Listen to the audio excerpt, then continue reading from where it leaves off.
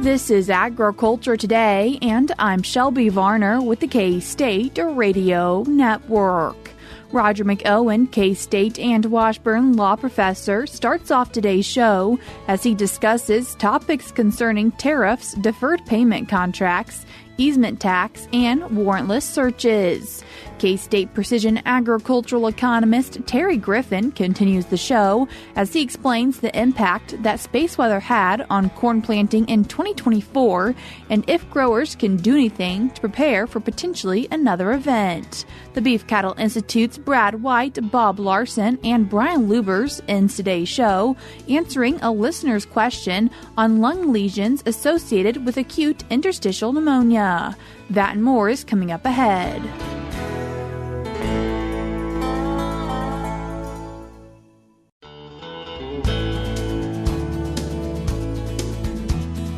You're tuned in to Agriculture Today, and we start our Wednesday show talking about timely topics in agricultural law and taxation with K-State and Washburn law professor Roger McEowen. Roger, thanks for joining us today. Good to be with you, Shelby. Roger, first wanting to touch on tariffs, and this is included in a blog article, and in there you have, will tariffs be good or bad for agriculture, and what's your take? Yeah, this is just a short piece that I have on my blog. My longer discussion of this is on my Substack, which is subscription-based. But I think the short version of this is we need to look at this in the short term and the long term because there's a difference between the two as to whether it be good or bad for agriculture. But what the president is trying to deal with largely is attributable to poorly structured trade deals over the past 40 years. In the U.S., what he's seeing here is the U.S. running a trade deficit with practically every country that we export ag products to. And a major contributor to that problem is higher tariffs that those countries impose on U.S. ag products that come in compared to the tariffs the U.S. imposes on their ag products that are exported into the U.S. So in the long term, if the U.S. can achieve parity on tariff rates, that would be good for the U.S. farmer and rancher. And of course, there's going to be a short-term hit until the tariff rate negotiating is completed, which is what we're going through right now. And just the most recent news is that 70 countries have already started negotiations with the White House to drop their tariffs, and some have announced they're going to eliminate them completely, Vietnam and Israel in particular. And now Japan is at the table negotiating tariffs. So if we can get tariffs down, that's good for world trade, and that's good for the U.S., and that's good for the U.S. Farmer and rancher. And if we can get them eliminated, that'd be great. And I think that's what the White House is trying to get to. But parity, balance these things out. How does tax policy potentially play into tariffs? Well, that's a big deal. The whole idea of tariffs and downsizing government and tax policy, they all fit hand in glove together. Tariffs can be more powerful if the size of government is decreased. Now, the president has referred to tariffs that we had in the late 1800s and in the early 1900s before we had the tax code because that's where we generated revenue from. At that point in time, the government expenditures as a percentage of GDP was about 1.5% to 2% of GDP. Now we're 10 times that. So you would have to have a relatively higher tax rate to generate equivalent amount of revenue to replace income tax. So by downsizing government, that means that tariffs would not have to be as high to generate sufficient revenue. But even if you had it at 100% right now, you couldn't offset all of the tax revenue that is brought in. So the tariff policy and reducing tariffs and reducing them in Europe, reducing them in Japan, China, Canada, Mexico, because people don't realize that Canada has some just outrageous tariff amounts on ag goods that we try to get into there, particularly dairy and timber, and we don't tariff their goods. And so there's an inequity there that he's trying to balance out. But when you combine that with tax policy, now we have the Senate that has adopted the framework that the House adopted to do a tax bill. So now we can go forward on tax policy. If we continue the Tax Cuts and Jobs Act provisions and then add in what the president is wanting, that means farmers and ranchers will continue to get the 20% qualified business income deduction. You'll get a 15% rate on domestic production of ag products if you're a C corporation.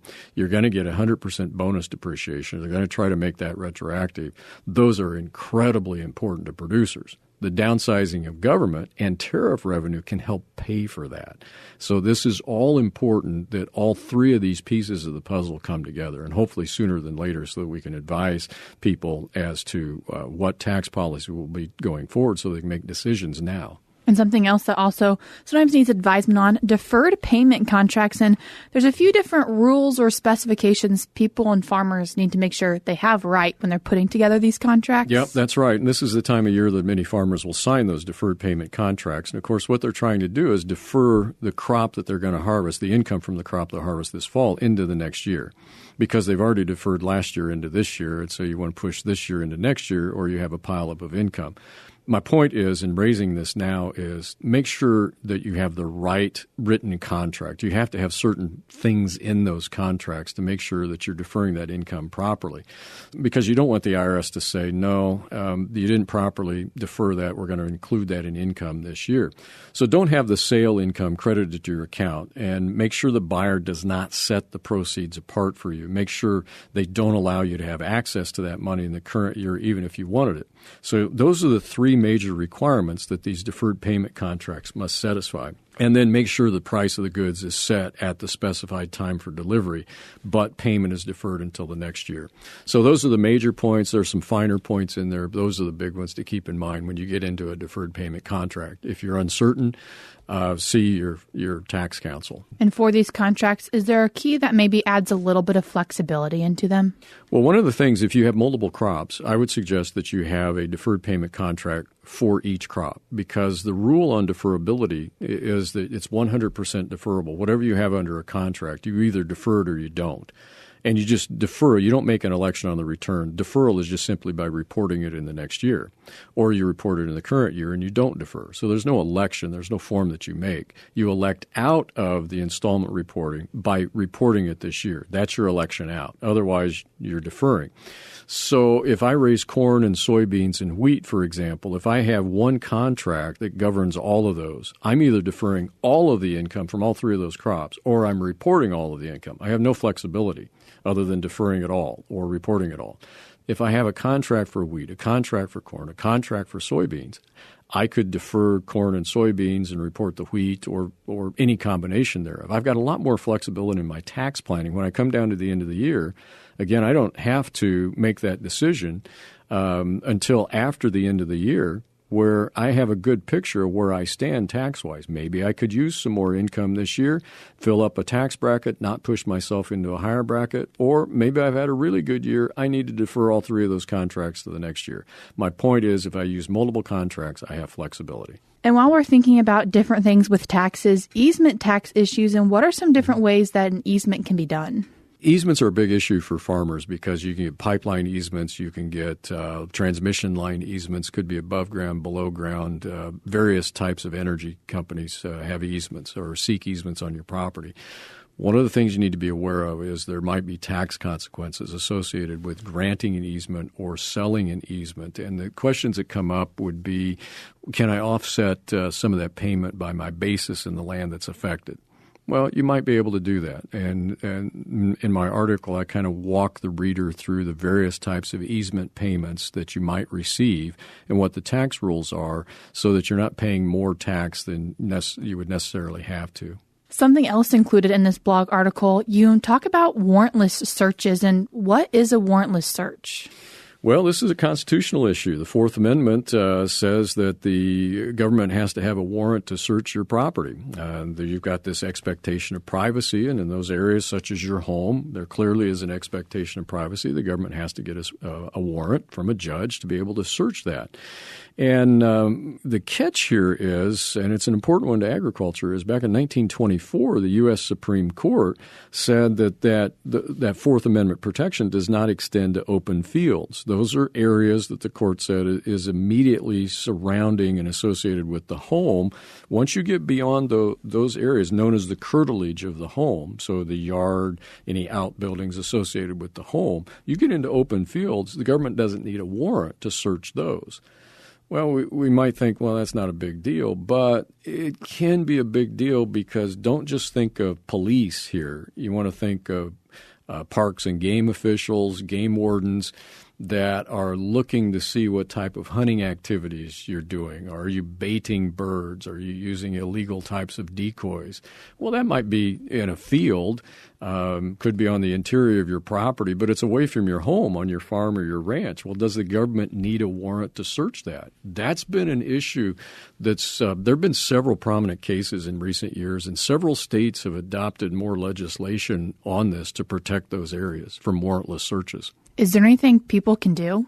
Well, one of the things you can do is post your property, no trespassing, and government officials are supposed to respect that. I say supposed to because we get cases with respect to that also.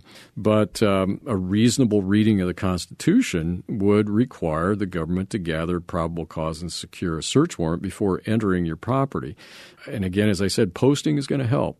That may not solve the problem, but it certainly should be respected by the government and can help avoid these problems. And when it comes to posting, is just a simple no trespassing sign enough? Posted in a conspicuous area, yes, and probably multiple signs, not just one down by the road. You want it posted around your border in certain areas that might be heavily trafficked. What can someone do then if someone does come on their property without a warrant and no trespassing is easily posted? Well, try not to take the law into your own hands. Call the local authorities, the sheriff, and have them investigate it and take whatever measures need to be taken. Roger, I appreciate you taking the time to join us today. Thank you, Shelby. That was K-State and Washburn law professor Roger McEowen. I will link his blog article titled Ag Law and Tax Ramblings in today's show notes on agtoday.net. We're cutting to a short break now on Agriculture Today, but stick around because we have more for you up ahead.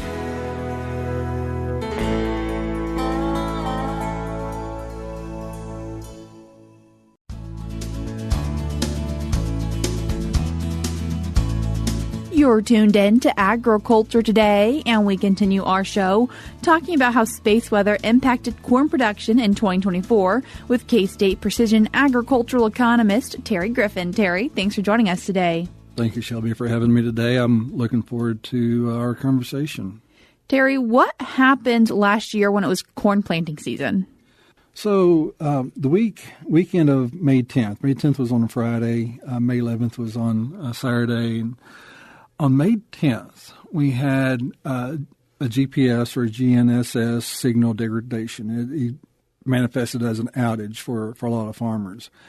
The days leading up to it, there was lots of solar activity. It wasn't just one thing. It was several. We had an active region. You hear the word sunspot. We could see the sunspot naked eye the morning of May 10th. We went outside with eclipse glasses. We could see this really big area. And so we had a sunspot. And we had coronal mass ejections. And the acronym is CME. You'll probably hear that quite a bit. The CME, when it flared, when it went off, the imagery, satellites were looking towards the sun. And it came at us like a halo, meaning, as a halo all the way around. It wasn't just to the left or to the right, but all the way around. And when we get in a halo all the way around, that means it's coming right at us. It's coming right at that camera lens. And it hit us. And so it wasn't just one CME, it was several. And the second one was faster than the first one. I think there might have been a third one that was faster than the first two, and they were just compressing. And when they hit the earth, it was like bam, bam, bam, kind of like a little machine gun or a big machine gun. And to get the atmosphere really excited. So there's a layer of atmosphere, the ionosphere, that got more dense than usual. And the reason that is important is because if you think about how GPS works, it's the amount of time it takes the signal to get from the satellite to the receiver on the earth. And if it takes longer, we're talking about milliseconds. It has a difficult time making a calculation, and no GPS lock was able to be made there for a little while. And by the afternoon, I think 3:30 local time in Kansas, we started getting reports from North Dakota saying that GPS was not working.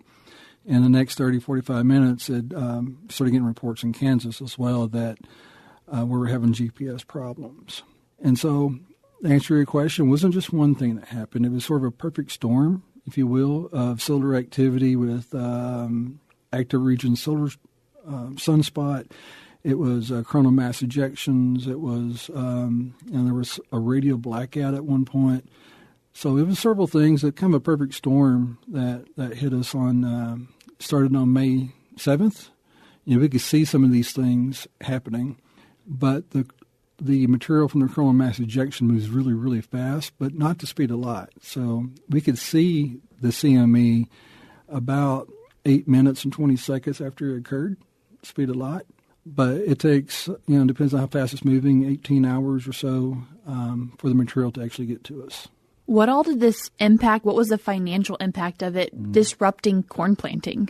So immediately I kind of got to thinking about it in May, and I put up a newsletter, a blog type post. It's on Ag Manager. It's also on University of Illinois Farm Doc Daily. It's cross-posted. And I was asking, how will this geomagnetic disturbance affect corn profitability? And I did, kind of a back of a napkin calculations, and I initially came up with about $500 million potentially. And the really cool thing was that number got picked up by a lot of different places, media outlets. I saw it being cited by high-ranking government agencies. And I thought that was really flattering, but also a little bit scary. And so my reaction to that is, I better do a really good job of making it transparent where that number came from. And so I spent some time working with some new colleagues of mine who are experts at space weather and heliosphere physics, meaning, sun. And we put together a longer document. If a reader's is available as of, I believe, March 5th. It's on Ag Manager website. And it steps through the calculations and the assumptions. And I wanted to be really transparent to show where that number came from. And I explained some of the assumptions and where I was maybe sort of making an educated guess on the proportion of GPS units in the Corn Belt that were more vulnerable than others to GNSS signal degradation. And so the reader, if they wanted to, they can disagree with my assumptions, and that's fine, but they can plug their own assumptions in and come to their own conclusions. Is this something that we could see happening in the future again? Oh, definitely. So it seemed to be an anomaly because we haven't had something like this happen during planting time. But the anomaly was we've had a really mild solar cycles for the last couple of solar cycles. A cycle is usually 11 years. We're just recently past the maximum of solar cycle number 25. Humans have been measuring solar cycles since 1750. So it's a couple hundred years, but this is only the 25th cycle. And it's only the third one since GPS has been commercialized. And, think about 2 solar cycles ago, 1990s, early 2000, we didn't have that many GPS units. We're less than 5% of planted acres were using automated guidance. And the next solar cycle after that, solar cycle 24, was really, really mild. If you look at the charts, there's a lot fewer sunspot counts. There was a lot fewer solar flares, coronal mass ejections, and so forth. So what happened on May 10th, 2024 during solar cycle 25 wasn't necessarily an anomaly. It's probably what we should expect moving forward, not just for the next solar cycle, but also for the spring, because we haven't passed the maximum amount of geomagnetic disturbances for the solar cycle yet. Spring of 2025, fall of 2025, even spring of 2026, we should still expect that type of activity. So I want to reiterate, although it felt like a once-in-a-lifetime event, it sort of was, but only because our previous solar cycle was so mild. How did you see farmers reacting to this, and is there anything they could prepare for the future? So I saw lots of reactions, and social media was particularly entertaining that day. I made several screen captures off of Twitter. I guess we call it X. And so I made these screenshots from some comments. Some of the comments were like, hey, my GPS isn't working today, but hey, at least the northern lights are visible. Didn't put two and two together, but, for the most part, a lot of people did understand, but not everybody. I've been talking about solar sunspot cycles impact potentially on GPS for 5 years anyway. And, I still got a lot of work to do because on May 9th, not everybody obviously knew that this was a possibility. On May 11th, more people understood that this was not only a possibility, but happened in reality. But there are lots of other people who I believe haven't heard the full story yet because, space weather isn't something like terrestrial weather. Thunderstorms, you can see one coming, right? You can feel the rain. And other than the northern lights, there's not really things we can see, feel, touch, hear, taste from space weather. So it's sort of out of sight, out of mind. But it is a real thing, and we do expect it to be an issue for the remainder of this solar cycle and for the next one. Some really smart people are looking at alternatives to GPS or making GNSS systems that are less vulnerable to space weather. We're not there yet. What can we do right now? Well, one of the things I think is really important for our listeners is to be aware that this is a possibility.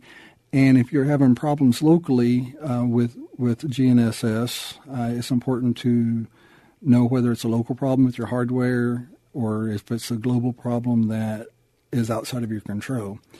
So you can check the NOAA Space Weather Prediction Center. We call it SWPC short for the acronym.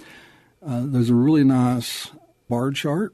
And if the bars are green, that means not a lot of geomagnetic activity. But if the bars are dark orange or red, it means there's more for the entire planet. And if you're having problems with GPS and the bars are green, you're probably having a local problem. Okay, call the dealer.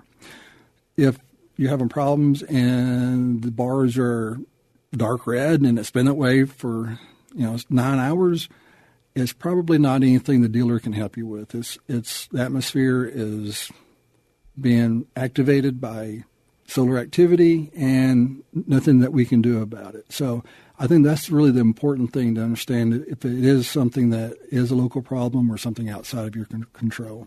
Terry, I appreciate you taking the time to join us today. Sure thing, Shelby. I always enjoy talking about how space weather impacts agriculture. That was K-State Precision Agricultural Economist Terry Griffin.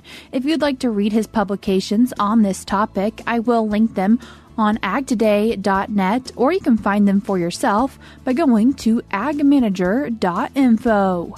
We're cutting to a short break now on Agriculture Today, but when we come back, we'll have this week's segment from the Beef Cattle Institute.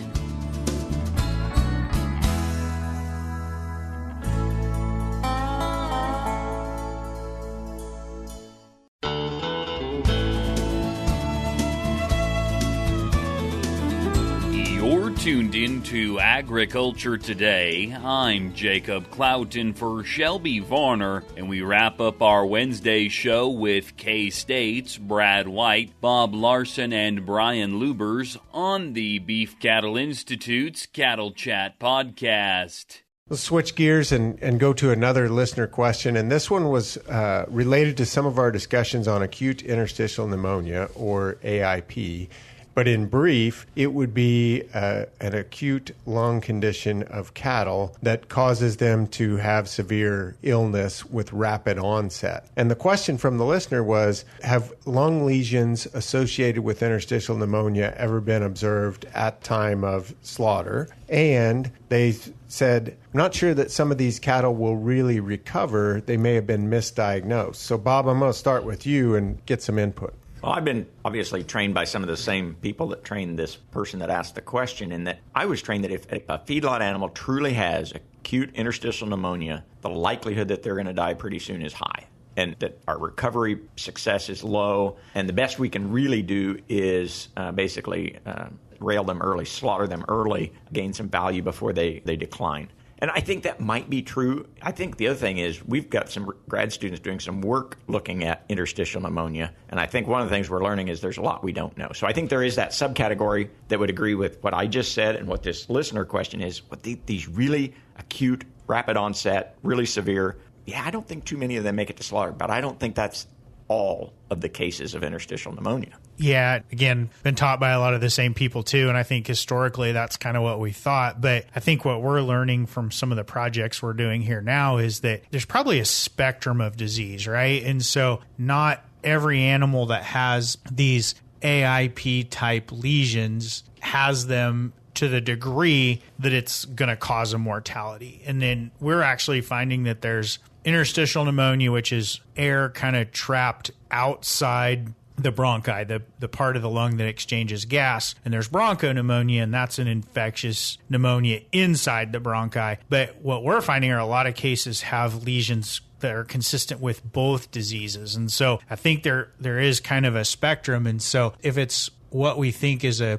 true, what we traditionally think of as AIP, I agree. They probably don't recover, but I think there are gradations of that disease where they might have some AIP, or maybe I shouldn't even say AIP, interstitial pneumonia lesions. Maybe those animals do recover, or at least the diagnosis is semi-correct, and maybe there's some other things going on, but yeah. And there's been some work out of Brazil that has identified interstitial pneumonia in animals at harvest that were purportedly normal before. We've got some work ongoing here looking at harvest samples to determine if that is an issue here in the U.S. or not. The other part of this question was we do see AIP more frequently in heifers than male animals, and we don't see it very often in dairy or cattle from Mexico. Any ideas on why we see those trends, Bob? I think I'm a little more comfortable on the heifer side. There does seem to, at least there's some evidence that different hormonal profiles do matter. So heifers with more estrogen than the males might be part of the component. It doesn't seem to be driving it completely because, of course, we see this disease in steers as well. But it does seem to increase the risk a little bit. There might be a genetic component in the genetics of the cattle coming from Mexico or from dairy cattle, or even just the way those calves are managed earlier in life before they get to the feedlot. There's so much we don't know about this disease because it is a little bit different because it's not, as far as we know, an infectious agent. It's not viruses and bacteria. It's hormones and maybe an allergic type of reaction. There's just a lot we don't know about this type of a lung lesion pneumonia. But it does seem that heifers are more likely and that some breeds are more affected, but we don't know if that's genetics or environment or exactly what. Which is what we worked with a graduate student who completed a lit review, and that lit review summarized kind of came up with the same findings that you just outlined. However, there's little information out there. So we quote the same numbers, but there's not a lot of information out there other than describing those sex differences. There's not much saying there are other factors that lead to AIP. That's all we have for now on Agriculture Today, but we'll be back with more for you tomorrow.